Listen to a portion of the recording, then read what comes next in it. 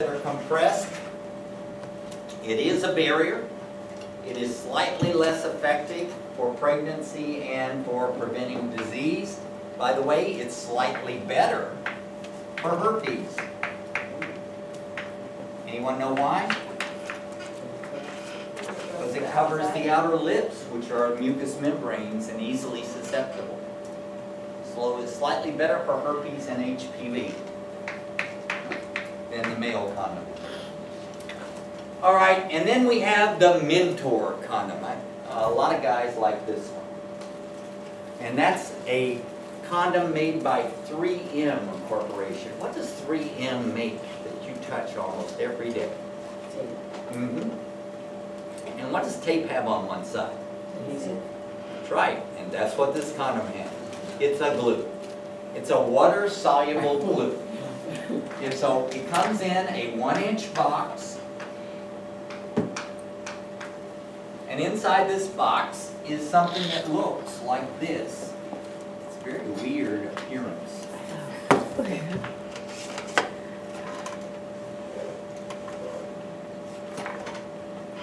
It's this heavy plastic device that looks like Tom Terrific's hat, if you ever saw way back when we had those cartoons on. Yeah. And what you do is you put the penis up in this, and you pull the hat off, and then you roll down the condom. This is an applicator. A lot of people we had trouble with, they thought that was the condom. And it's very heavy plastic, and you wouldn't feel anything. And they left it on during sex. It's really gross. This is just an applicator to place over the end of the penis, and then you pull the applicator hat off and roll down the condom. And it has a water-soluble glue that glues the condom, because many people said the condom slips off and then you have to go hunting for it.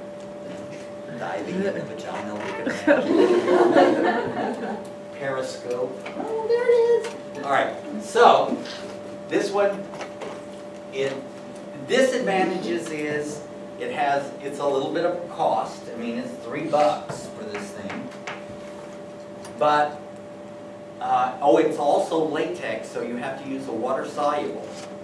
That's another disadvantage, so you have to have your water-soluble lubricant.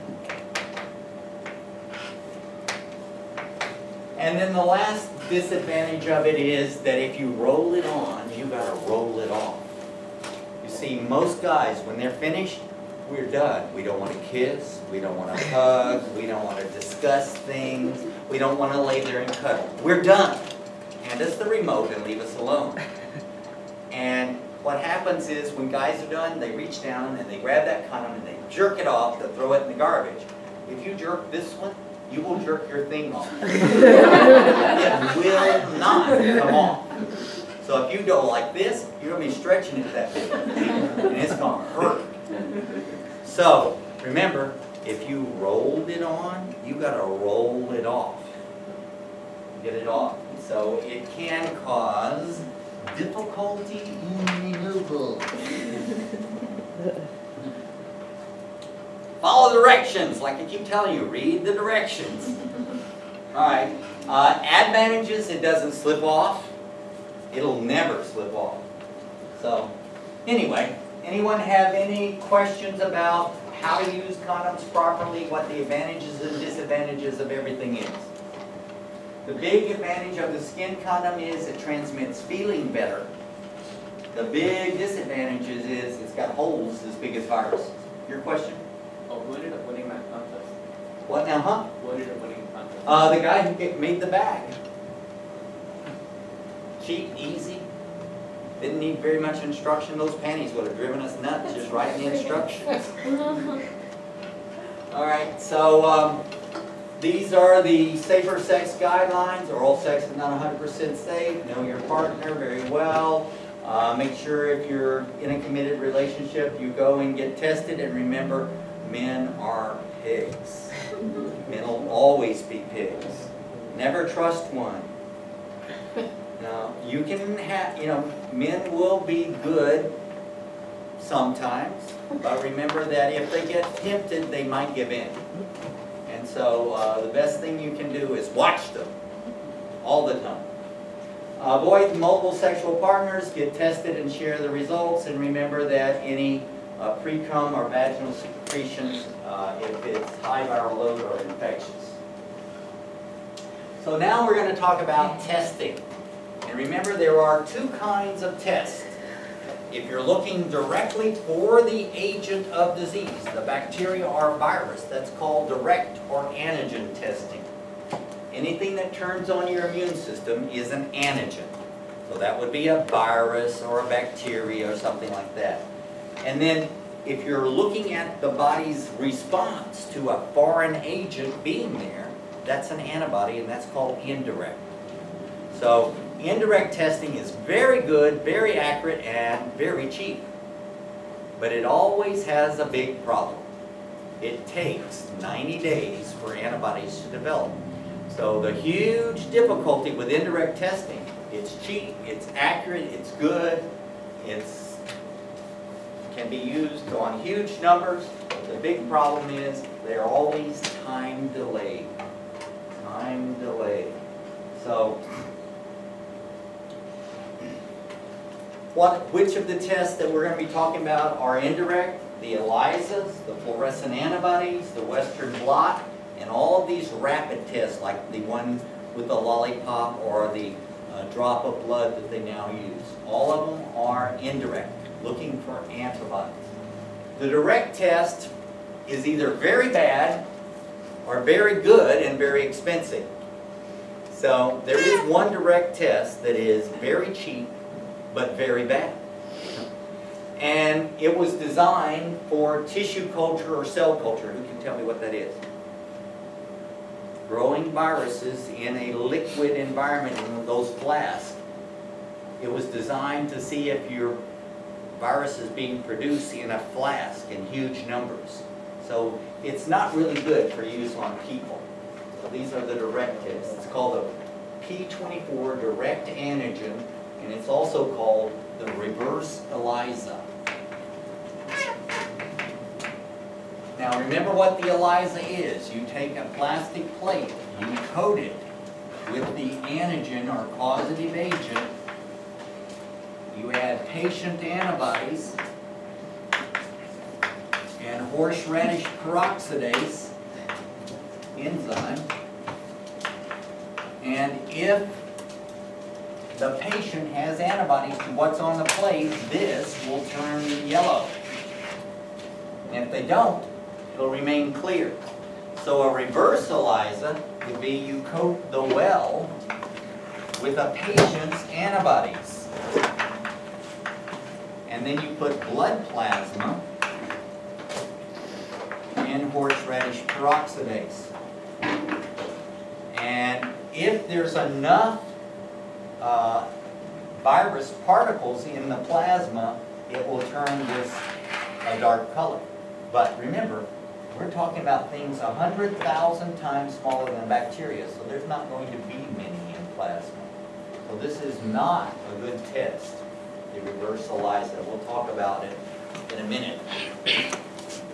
All right, so let's go over, does everybody understand the difference between indirect and direct? Indirect is very accurate, very sensitive, but time delayed. Very cheap. It's antibody testing. Direct testing is where you're looking for the agent of disease, the causative virus or bacteria. In the case of viruses, they're so small that the direct tests are either very expensive or very bad. So, the third kind of test, remember I told you there was indirect and direct, then there's sandwich. And sandwich is a mixture of direct and indirect. So this one is used by the Red Cross. And the reason the Red Cross does it is because, and by the way, you can't get one. So if you want to know, if you would like to use the sandwich assay, you can't get one because you can't get tested by the Red Cross for fun, for free. Here's what happens. If you go to the Red Cross because you're a coward and you don't want to go out of the closet and find out, you want people to think you're wonderful because you donate blood. And it's really because you're a ho-ho and you want to find out if you're positive. And you go donate blood, they won't tell you you're positive because they don't want to encourage people to go donate blood that might be in the window and test negative but be positive. So here's what happens. Let's say you are a ho-ho. You know, you're out there just screwing right and left and not using protection. You're so infected, you know, your head just about blows off. And you go to you don't want to go to outer closet because someone will know you're a ho-ho. So you go to donate blood because you want people to think you're wonderful. And you donate blood and the Red Cross finds out you're positive. They will send you a letter. And it says, "Dear Dr. Hicks, thank you so much for donating blood at the LA City College Blood Donation Drive. It's people like you that make the world go round. By the way, in testing your blood, we found that your blood was positive for one of the 15 diseases we test for. Some of these diseases can be treated. Some of these can be cured. All of them may be treated. Please see your doctor at your earliest convenience. Love, the Red Cross. P.S. Do not attempt to donate blood again. Your name and social security number has been registered in an international database. Should you attempt to donate again, you will be arrested. Love, the Red Cross." So, they will not tell you that you're HIV positive. They'll just say your blood was positive for one of the following: hepatitis A, hepatitis B, hepatitis C, hepatitis D, hepatitis F, hepatitis G, all of the diseases they test for. But they don't tell you which one. So, and why? Can anyone explain? Because I'm going to put this as a test question. Why doesn't the Red Cross tell you? Because if they're wrong, they can be sued. No. Because it could be delayed. Because people would go there to get tested and they would be donating while they're in the window. The blood would be positive, but it would test negative, and more people would be infected. Because it takes 90 days. So Red Cross don't know that? They know that. That's why they don't want anyone donating blood that thinks they're positive. If you've done something that makes you think you're positive, they don't want you to donate because the test won't, detect it. Well, their test is really good. Look, it can get down to day 10. The antigen test can get down to day 7. So this test is extraordinarily good. Here's what they do. Remember, every time virus gets into your body, what does your body make to it? Antibodies. And what do those antibodies do to the virus? They stick to it. When they stick to it, the antibody is now taken out of the bloodstream and not available for the test to measure. Everybody get it? So every time virus replicates, it sticks to your antibodies, and all the antibodies are removed from your bloodstream until more antibodies are made. The virus is there. So they add an enzyme to blood that separates antigen from antibody, making antibody available for the ELISA to detect. And then they also run that horrible P24 test on the antigen. So what they're doing is they're adding an enzyme that separates antigen-antibody complex, making more antibody available for the test to detect. And it's a really good test. And it's called sandwich because they're not only looking for the meat, but for the 2 pieces of bread, which is the antibodies. So they run a bad P24 test as well as an antibody test on the blood after adding an enzyme that does what? Separates the bound antibodies. Separates the bound antibody. So this is incredibly good test. But can you get it? No. You can't go to any doctor or any clinic and get this. Only Red Cross uses it. Only Red Cross licenses it. And if you go and donate at the Red Cross, they still won't tell you. Alright, so those are the 3 kinds of tests. Antibody test, which are called indirect. Antigen test, which are called direct. And sandwich, which is a little bit of both. Alright, so let's talk about the ELISA. I've already told you. You coat the plastic well with the virus, and you add a person's antibodies and horseradish peroxidase. And it will turn a color if it's positive. And by the way, we run 2 wells on every person. So we run a negative and then 2 positives. We run a high positive, a moderate positive, and so we run controls with every plate, and we always run a negative, and then we run positives, so that there's always a control in there to make sure. Now, this test is 99.9% accurate.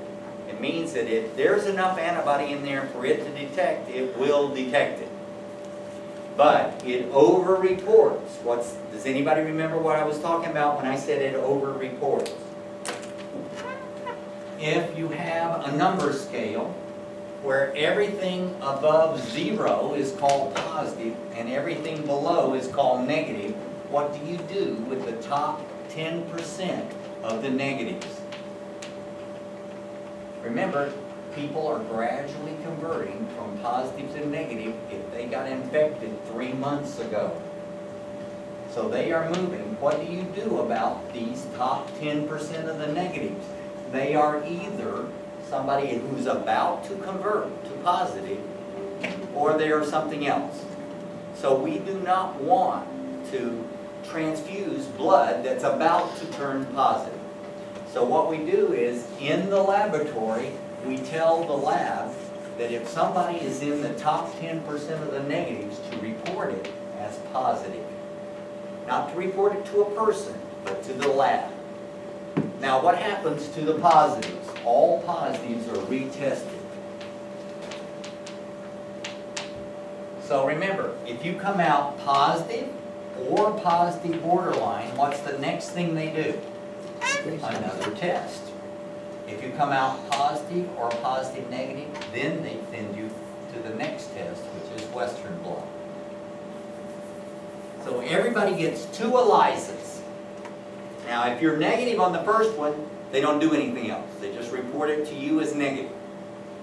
But if you're positive or borderline, you get retested. If you're positive or borderline on the retest, it goes to the second level of testing called Western blot. Anyone unclear? Okay. This is the quick test. You can read through it, but these are all those little tests that they do at the testing center with a drop of blood, or they do an ELISA on a stick with a lollipop, and it just tells you which ones are approved in the United States. The only thing you have to know about this is all the rapid tests are indirect. They're all indirect tests. They're antibody tests that have to be confirmed if you're positive by a Western blot. They're called rapid tests. All right? So, guess what? California is different. I bet you knew that. The state of California has its own testing protocol for HIV. If you're positive or borderline on an ELISA, it's repeated. If it's positive or borderline again, they send it to fluorescent antibody testing. Fluorescent antibody testing is where you take a fluorescent slide, and it's a slide that looks like this. It's a regular microscope slide, but the whole slide is covered with plastic except for 12 wells. These little wells are the size of a pencil eraser. And on each one, we put HIV-infected white blood cells. Put a drop on each one. Let it air dry. Then we add patient antibody,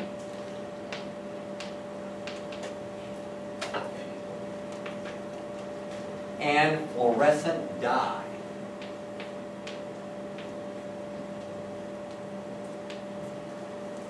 Now, if antibody sticks to the infected white blood cells, the dye will stick to that. So here's what we run. We run a known positive and a known negative for 2 wells of each.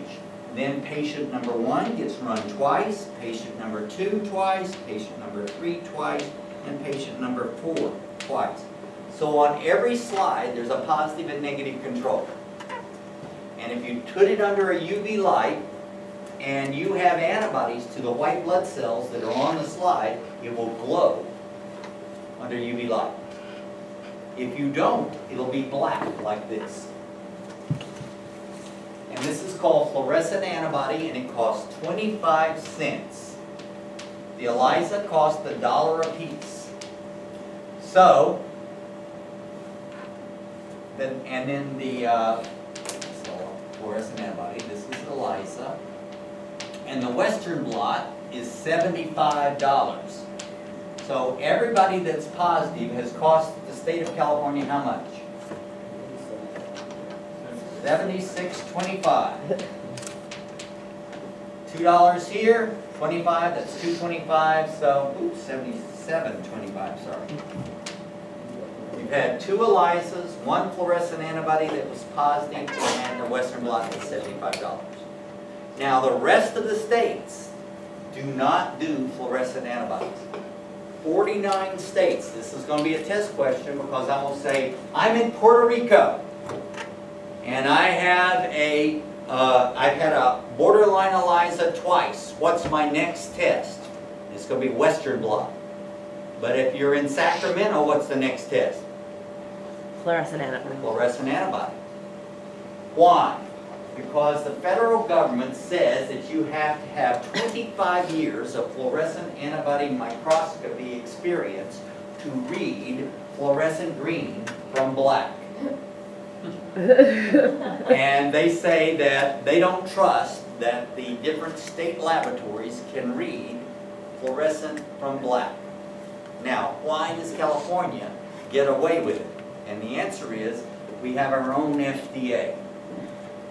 Back in the early days of scientific research, the state of California set up their own FDA for human research and testing. And it's called the Bureau of Biologics. And it regulates every laboratory and every experiment done on humans in California. And the U.S. government got outraged by this. And so they took it to the Supreme Court, and the Supreme Court said, read your Constitution. All powers not specifically given to the federal government are reserved to the states. As a result, the U.S. government does not have regulatory power over our Bureau of Biologics. Now, the Supreme Court made an exception, well, not exception, but they made a comment, and they said, so long as the regulations are as strong as the federal government or stronger. So if you're going to try out a new drug on people, do you want to put it through 15,000 bureaucrats in Washington at the FDA or 500 in Sacramento? You want to do it in Sacramento, which is why almost all drug testing is done in California. All these human experiments and all that is done in California because we have a closer drug system. They regulate it more carefully and a much smaller bureaucracy to go through. And so long as we don't test anybody else's blood from another state, we can do what we want within our borders. So remember, it's because the Bureau of Biologics sets regulations that are stronger than the federal government's one, that we get to do our own thing in California. Now the funny thing is, every other country in the world uses fluorescent antibody. In Japan, they have a machine that reads these. And they recognize it as legal for HIV tests. But for some reason, the FDA here says that you have to have ridiculous levels of experience to read these. All right, let's look at the Western blot. Can I ask you a question? So for Yeah. California, you do 2 ELISAs, the Western blot and then the fluorescent? Right. If the Western blot glows or you're confused and you can't tell if it's glowing or not, then it goes to Western blot. Oh, the Western blot is after. Yes. Always the last level is Western blot in every state. All right, so what's the Western blot? You take a piece of paper and you put it in a plastic well, and in that well you put saline. And then you put whole HIV, and then you put a detergent.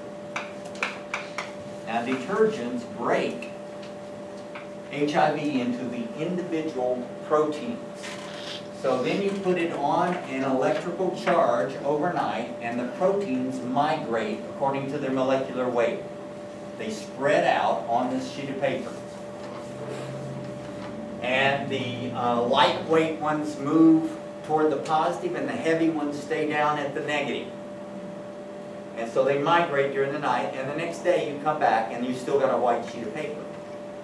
Then you add patient antibodies, or patient serum, which has the antibodies in it, and horseradish peroxidase.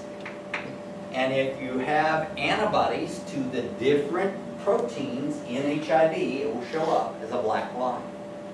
Remember those numbers of antibodies that we had? There they are. GP160, GP120, 55, 41, 31, 24. These are specific, and you have antibodies to the protein that's on this strip of paper. It shows up as a black line. So this is what we call a marker. We always run a marker. And then we run a negative control, and then we run the patients. And so this is the negative control. This is someone that doesn't have any antibodies to HIV. This is a patient that doesn't have any. And this is a patient that has 1, 2, 3, 4 bands. Are they positive? Yes. Yes, you have to have 3 bands. So what if somebody only had 2? Then they would be in the window, come back for further testing. Why don't we say if you have any bands for HIV, you're positive? Answer, because the Asian flu can give you a P24, and being pregnant can give you a P55. Both of these will disappear. So the rule is to be considered infected with HIV, to be legally and medically infected, you are HIV antibody positive, Western blot confirmed, with how many bands? 3. 3 or more. If you have 1, you're indeterminate, in the window, come back for further testing. If you have 2, indeterminate, in the window, come back for further testing in 3 to 6 months. If you have 3, or 4, or 5, or 6, or 7, or all the way up to 15, you are HIV antibody positive, Western blot confirmed. Confirmed means you have 3 of the bands that tell you that you are HIV positive. Okay, so anyone have any questions about testing? All right, let's go to direct testing. Direct testing means you're looking for the virus. There is the reverse ELISA, which I told you is cracked. Then there is the viral load 1 and the viral load 2. Viral load 1 was a PCR, polymerase chain reaction test, the DNA test, looking for viral DNA in your blood. And the first one that came out really wasn't so good. It could detect something like 10,000 particles per mil. And the one that just came out, let's see what it is, down to 2,000 copies per milliliter of blood. And how many does it take to infect a person? 250,000. So remember viral load 1, the first generation test could only get down to, what was it, 20,000? Yeah, 20,000 copies per mil. Viral load 2, which is the one they're using now, can get down to 2,000 copies per milliliter of blood. Is there any test that can get 0? No. That's what is meant. There's a test question that says, what's meant by the statement 0 ain't 0? When Magic Johnson's wife, remember the whole story about him, he got his yearly checkup for, you know, being a Laker or whatever it was he was basketball player, and he was negative. And then he and his wife got pregnant, takes two. She was pregnant, but he helped. And they decided they wanted more life insurance because they were having another baby. So they applied for a larger life insurance policy and found out that he was HIV positive. Now, there was only a few months between when he had a negative test and a positive, so he could go back and say, and he admits he was a ho-ho. He was out on the road and his wife wasn't there, and all these wonderful girls come by and throw themselves at him naked, and he partook. So he knows how he got infected. Let's hope it wasn't IV drugs. But anyway, he is richer than God. Well, maybe almost as rich as God. And as a result, instead of having to wait until he first shows symptoms or gets 500 T cells, he got immediate treatment. You know, but remember, treatment is $100,000 to $250,000 a year. And if you get it, your insurance, or the state of California, if you don't have insurance, will not give you medications until you have 500 T cells. Half of them are gone, because the normal's 1,000, so you'll have 500. He got it immediately. The moment he turned positive, he got the best drugs available, and he's been treated ever since, and he's kept his viral load at 0. So one day, the newspapers asked him, how come your husband hasn't gotten sick and died like everybody else with HIV/AIDS? And she said, because he took the medications and he's cured. They can't find the virus in his body. He wasn't cured. He still has the virus. It's just they can't find it with this machine. Remember, the machine will call 0. 1999 means that you're 0. But you have 1999 particles because that's as low as it can measure. Yeah. So, remember, 0 is not 0. It's not actual 0. It's just as low as our machine can now measure. And it used to be, remember, 0 was 20,000.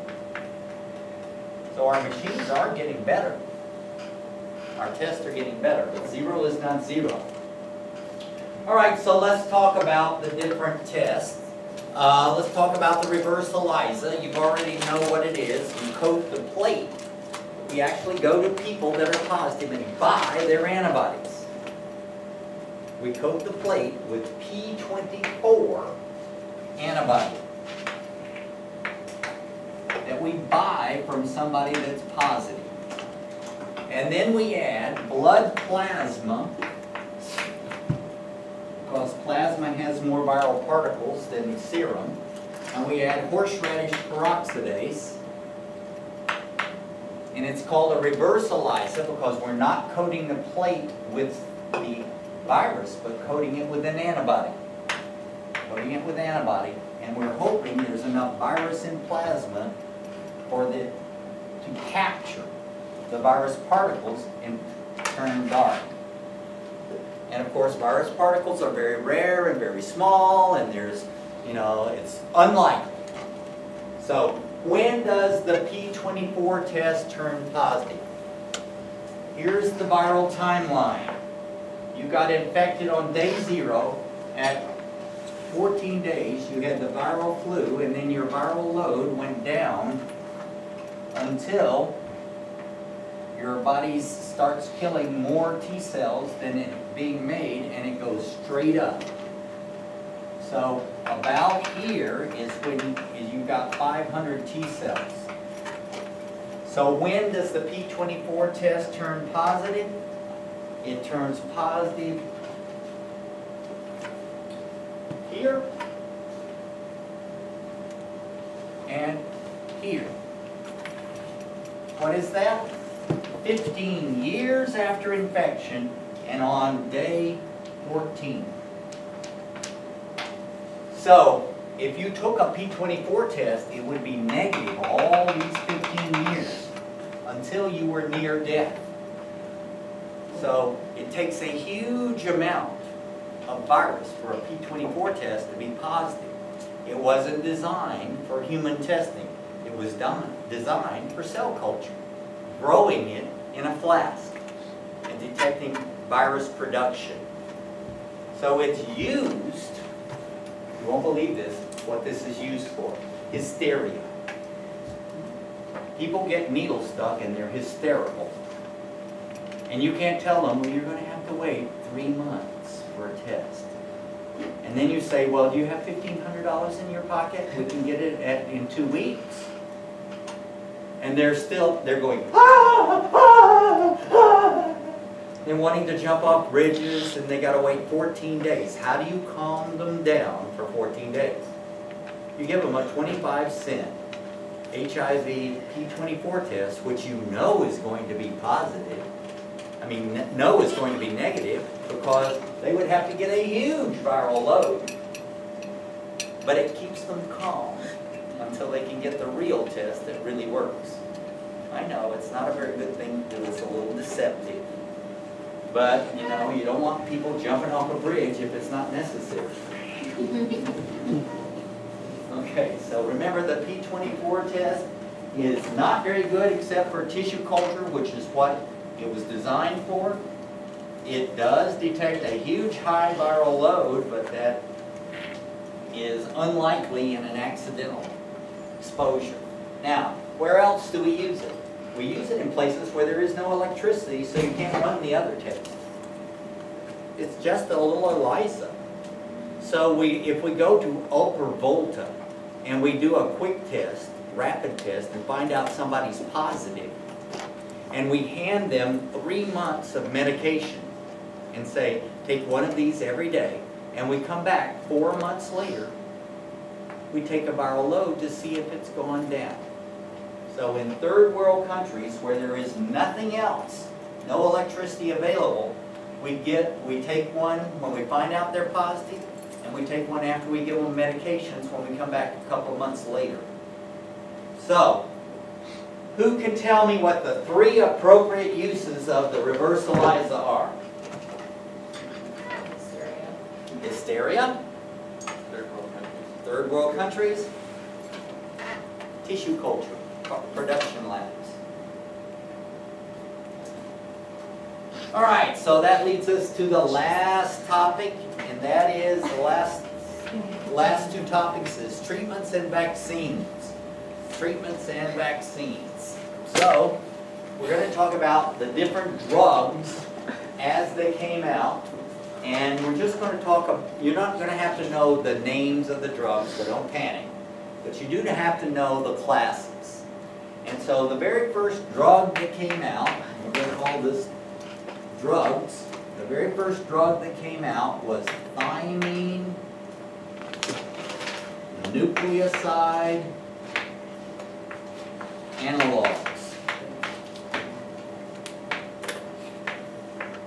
Now, who can remember what an analog is?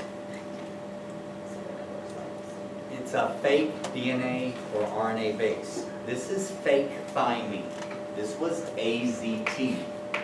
It was the very first antiretroviral agent. AZT. Thymine nucleoside analog. And it works best in what we call activated T cells. T cells that know they've been infected but are rapidly dividing to fight infection. AZT works best in them. Activated T cells.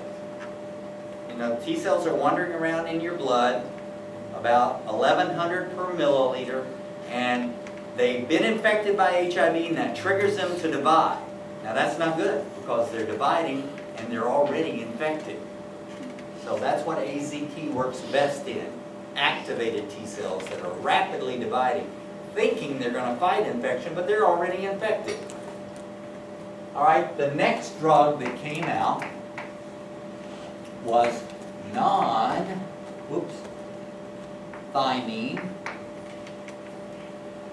nucleoside analogs.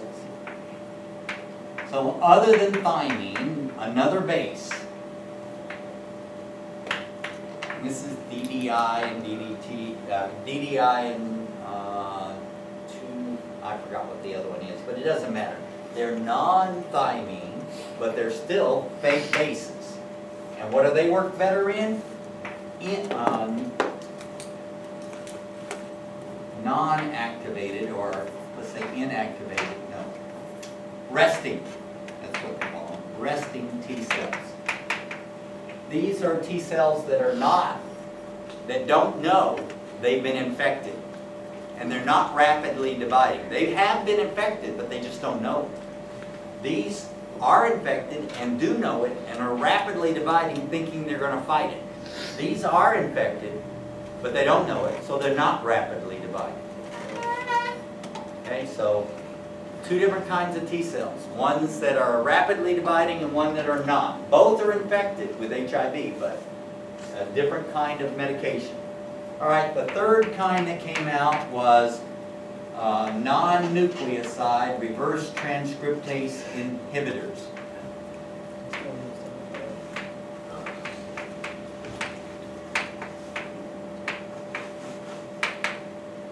And these are called NNRTIs.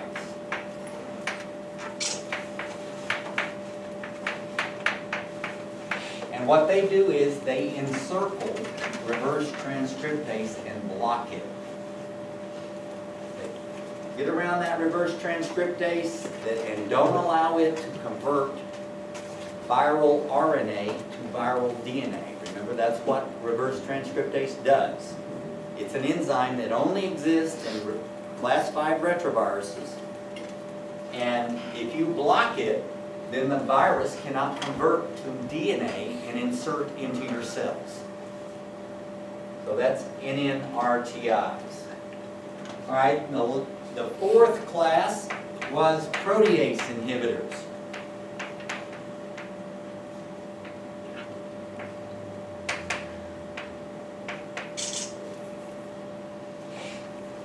Inhibitors, sorry.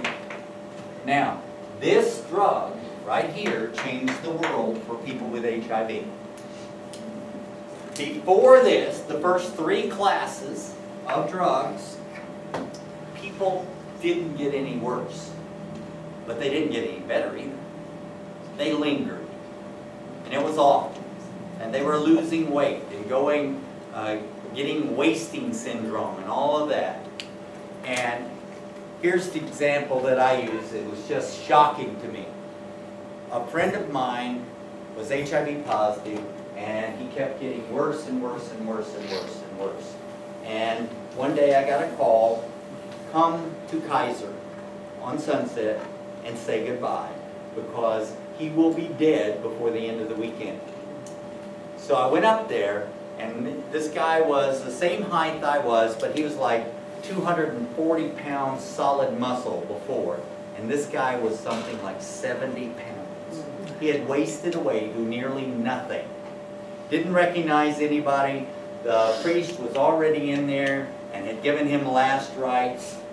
I said goodbye and, you know, felt really bad about it. But the way I deal with things is I don't think about it. So, yeah, put it out of my mind. I didn't think about it. 6 months later, I got a card in the mail saying, would I come to a party celebrating his 30th birthday? And I called up and I said, what is going on? And they said, they got him protease inhibitors by emergency, and he's fine. And you look at him, and he won, 2 years later, he won Mr. California weightlifting. And he walks around, he's just fine now. Yeah, he's still got HIV, and his T cells are right at about 250. But he got up from the dead and walked. All because of protease inhibitors. Now the reason is what we call the 3-drug cocktail.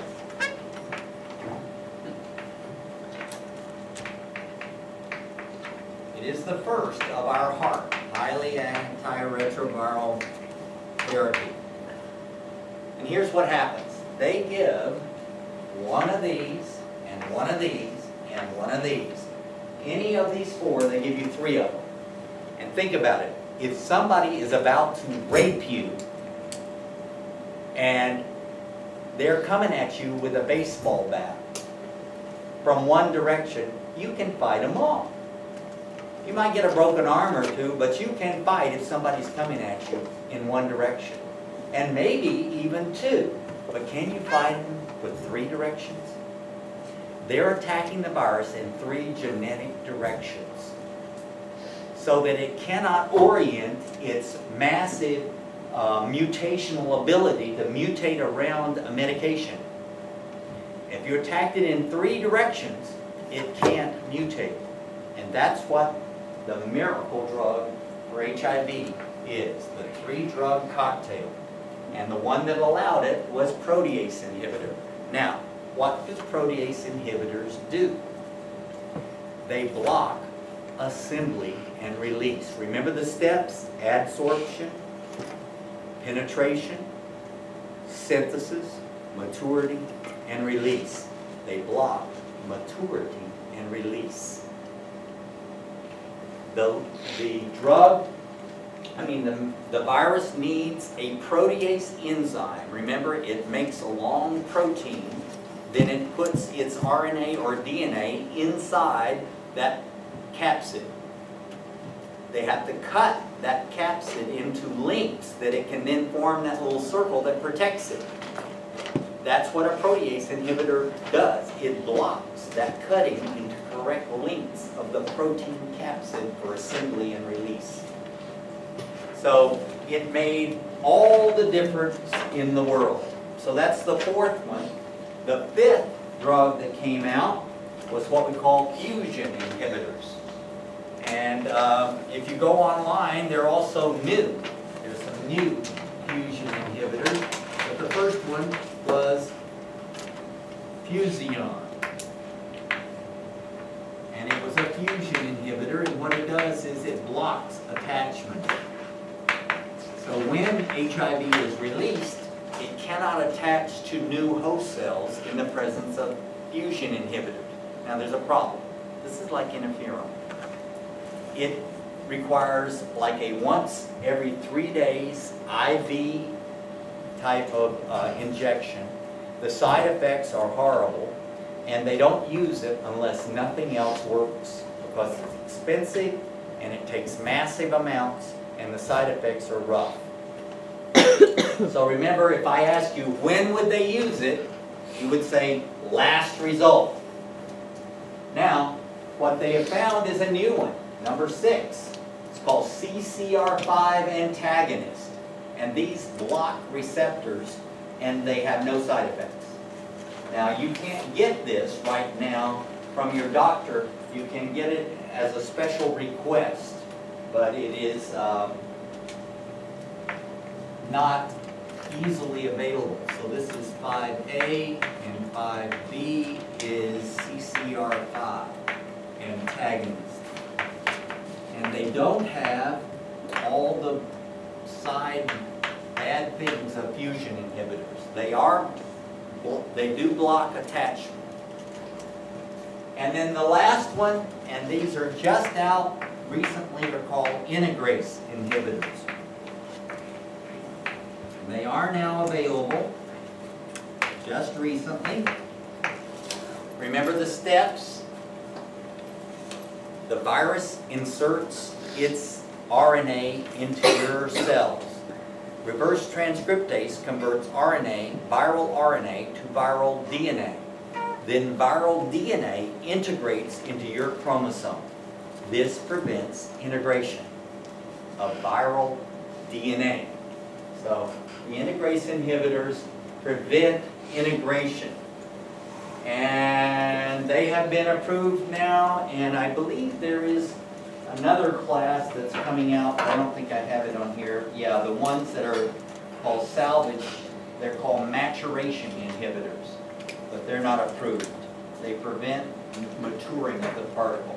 Yeah? One of the test questions is asking about the significant disadvantage of the HARRT or 3-drug cocktail. I'm going to get to that right now. There it is. What's the problem with HARRT? And the biggest problem is the protease inhibitors causes your cholesterol and your, what's the other thing with cholesterol? There's another, cholesterol and triglycerides to go off the map. In fact, people on protease inhibitors actually die of heart attacks a lot more than you expect. So they have to keep, for some reason, it just lets the cholesterol and triglycerides go crazy. Another one is these huge fat bubbles.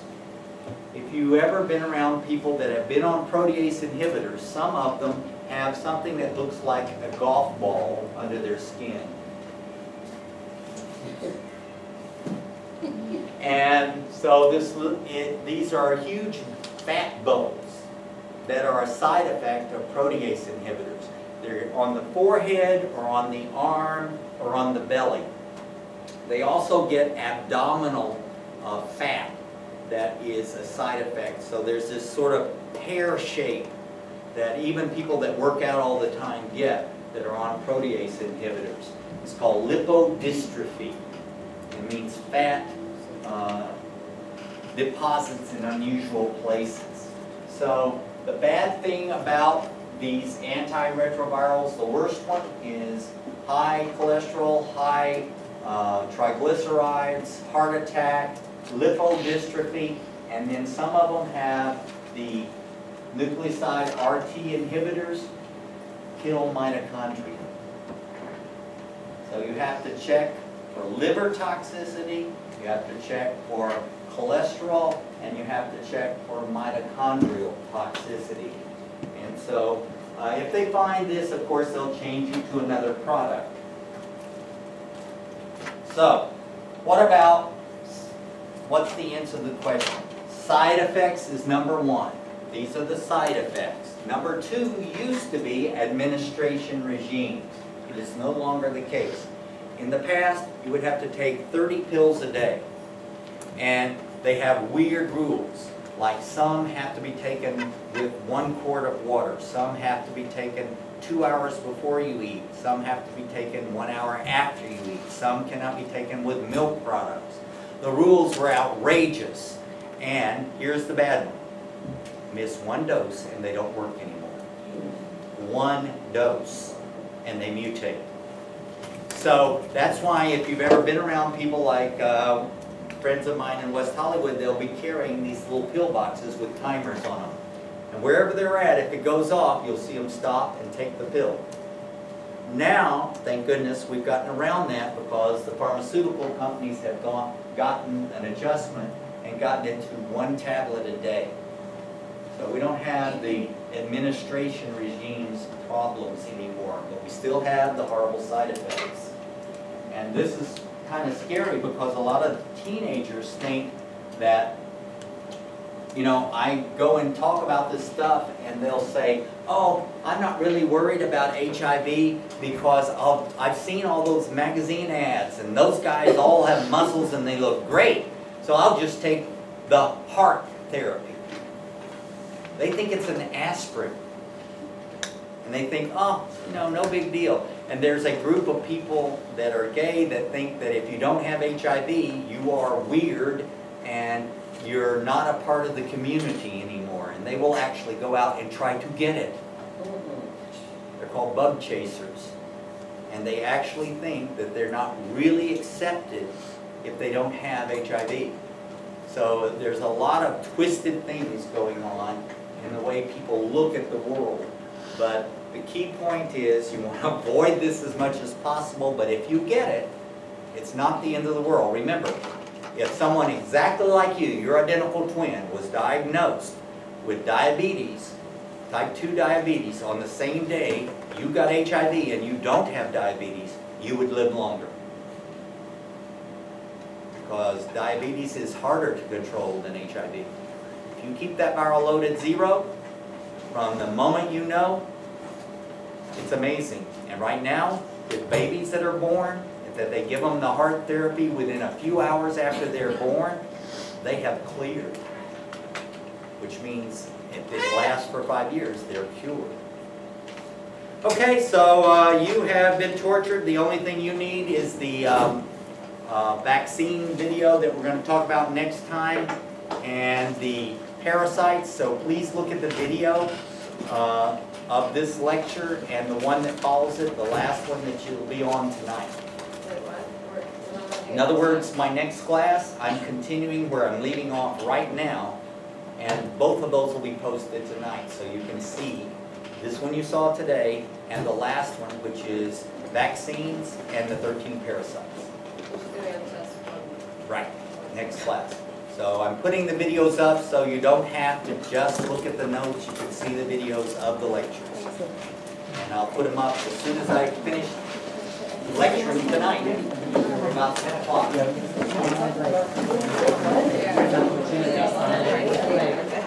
Get the letters back here. not, it's just. Sir, could you hit it off for me? Relationship, you go and get tested, and remember, men are pigs. Men will always be pigs. Never trust one. Now, you can have, men will be good sometimes, but remember that if they get tempted, they might give in. And so the best thing you can do is watch them all the time. Avoid multiple sexual partners, get tested and share the results, and remember that any pre-cum or vaginal secretions, if it's high viral load, are infectious. So now we're going to talk about testing. And remember, there are two kinds of tests.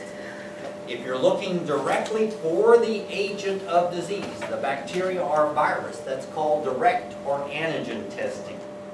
Anything that turns on your immune system is an antigen. So that would be a virus or a bacteria or something like that. And then if you're looking at the body's response to a foreign agent being there, that's an antibody, and that's called indirect.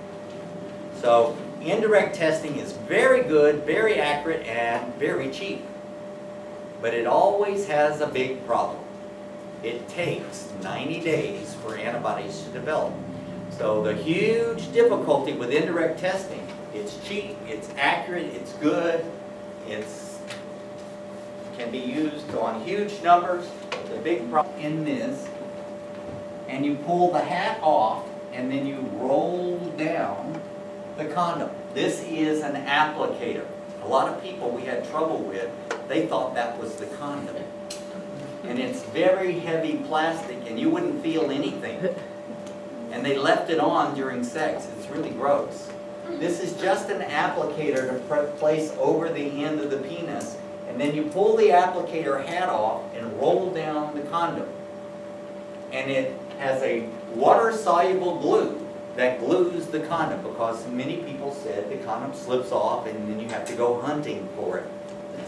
Diving in the vagina, looking at periscope. Oh, there it is. All right, so this one, the disadvantages is it's a little bit of cost. I mean, it's $3 for this thing. But it's also latex, so you have to use a water-soluble. That's another disadvantage, so you have to have your water-soluble lubricant. And then the last disadvantage of it is that if you roll it on, you got to roll it off. You see, most guys, when they're finished, we're done. We don't want to kiss, we don't want to hug, we don't want to discuss things, we don't want to lay there and cuddle. We're done.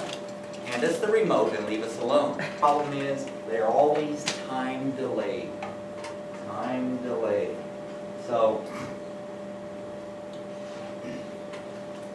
which of the tests that we're going to be talking about are indirect? The ELISAs, the fluorescent antibodies, the Western blot, and all of these rapid tests, like the one with the lollipop or the drop of blood that they now use. All of them are indirect, looking for antibodies. The direct test is either very bad or very good and very expensive. So there is one direct test that is very cheap but very bad. And it was designed for tissue culture or cell culture. Who can tell me what that is? Growing viruses in a liquid environment in those flasks. It was designed to see if your virus is being produced in a flask in huge numbers. So it's not really good for use on people. So these are the direct tests. It's called a P24 direct antigen, and it's also called the reverse ELISA. Now remember what the ELISA is. You take a plastic plate, you coat it with the antigen or causative agent, you add patient antibodies and horseradish peroxidase enzyme, and what happens is when guys are done, they reach down and they grab that condom and they jerk it off to throw it in the garbage. If you jerk this one, you will jerk your thing off. It will not come off. So if you go like this, you're going to be stretching it that big. And it's going to hurt. So remember, if you rolled it on, you got to roll it off. Get it off. So it can cause difficulty in removal. Follow directions, like I keep telling you, read the directions. Alright, advantages, it doesn't slip off. It'll never slip off. So, anyway, anyone have any questions about how to use condoms properly, what the advantages and disadvantages of everything is? The big advantage of the skin condom is it transmits feeling better. The big disadvantage is it's got holes as big as viruses. Your question? Oh, who ended up winning that contest? What now, huh? Who ended up winning the contest? The guy who made the bag. Cheap, easy. Didn't need very much instruction. Those panties would have driven us nuts just writing the instructions.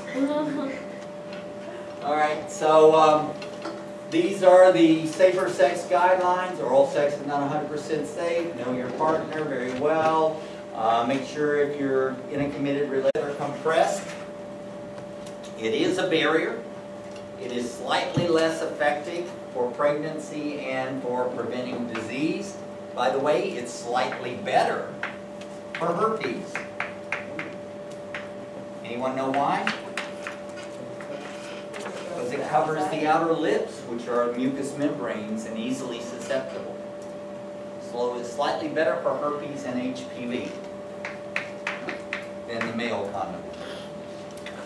All right, and then we have the Mentor condom. A lot of guys like this one.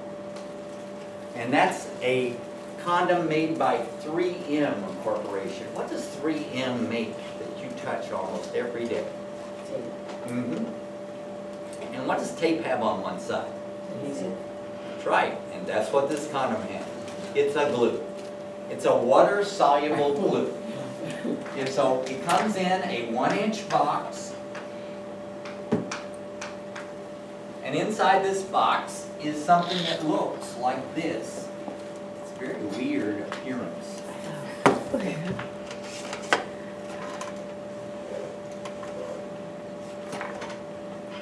It's this heavy plastic device that looks like Tom Terrific's hat, if you ever saw way back when we had those cartoons on. Yeah. And what you do is you put the penis up